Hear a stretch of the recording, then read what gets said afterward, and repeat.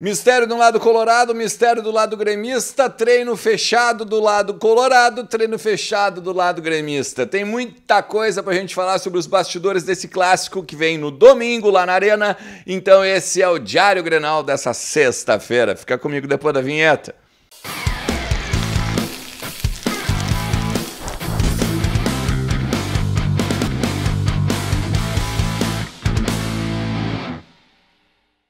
Fala Colorado, como é que vocês estão? Tudo beleza? Bora falar do Internacional e atualizar as informações, os bastidores do que está acontecendo lá no Beira-Rio para o Clássico Grenal deste domingo, 20 horas, lá na Arena. 10ª rodada do Campeonato Gaúcho, um Grenal que teoricamente não define muita coisa, mas vale muito. E a gente vai falar sobre isso até o final do conteúdo. Então faz aquilo que eu sempre te digo, né?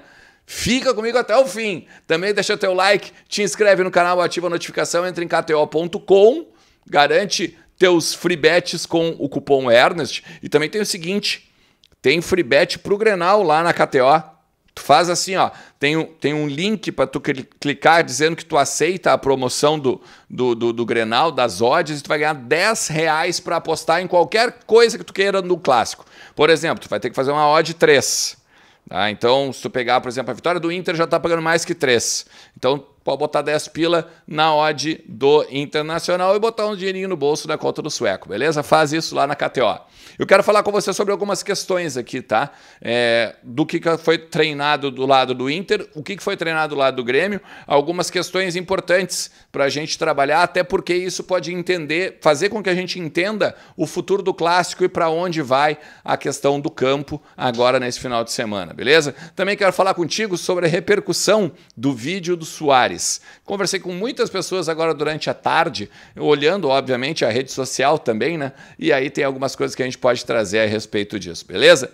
Vamos lá. Eu vou falar com vocês primeiro sobre o lado de lá, o lado gremista, tá? O Renato deu uma entrevista hoje falando que tem um plano A e um plano B, né? E basicamente não tem muito o que o Renato fazer, né? Se tu for olhar, tem ou o Vina na frente ou o Ferreira na frente, não tem muito mistério, ele não vai botar o Suárez com o Diego Souza. Na mesma forma, tem o João Pedro, que pode ser, de repente, alijado da titularidade, mas eu acredito que não. A grande questão está não só nessa formação do Grêmio, mas no porquê o Inter está pensando em mudar algumas questões e alguma forma de jogar por conta do Reinaldo, por conta do João Paulo, né, do lateral do Grêmio. Eu quero falar com vocês sobre isso. Olha só. A expectativa do Inter hoje é que ele jogue com Johnny e Baralhas, mais o Alan Patrick e o Depena, mais o Wanderson e o Pedro Henrique. Por que isso? Vai resguardar um pouco mais, óbvio, vai ter 2 volantes, vai jogar um pouco mais recuado para esperar um pouco o Grêmio. O Grêmio é um time que gosta de jogar com a bola, gosta de ficar com a bola, tá? E jogaria na velocidade de um contragolpe. E isso não quer dizer jogar recuado. Isso quer dizer ser inteligente, porque assim, ó, tanto o lateral esquerdo quanto o lateral direito do Grêmio, eles são os laterais ofensivos, laterais que sobem ao mesmo tempo e deixam lacunas lá atrás. E aí o Inter poderia apostar na velocidade da recomposição, seja com o Pedro Henrique, seja com o Wanderson, com até mesmo, né, a inteligência, né, do Alan Patrick, e aí a partir daí a gente ganharia na velocidade e ganharia principalmente nos contragolpes.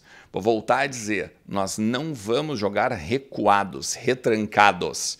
Nós vamos jogar com inteligência em cima das posturas do Grêmio. Inclusive, até no VDG, agora, quando a gente estava falando aqui às 8 horas, nessa sexta-feira, com o Matheus Dávila, que é setorista do Grêmio, a dupla, no canal, né, no YouTube, estava dizendo que tinha a possibilidade até, inclusive, de entrar o Vila Sante, tá, no meio. Então, tem umas possibilidades ainda também de o Renato resguardar a sua defesa justamente por conta desses laterais.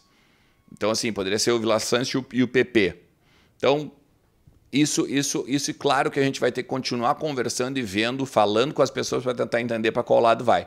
Mas o Inter estaria com uma tática muito bem definida. Jogar atrás, principalmente dos laterais. Nas lacunas, nas brechas dos laterais do Grêmio.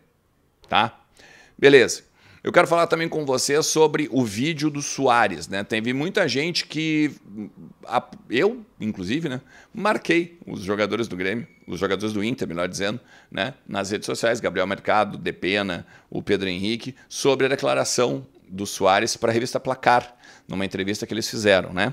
E ele diz isso aqui, ó, se tu não viu.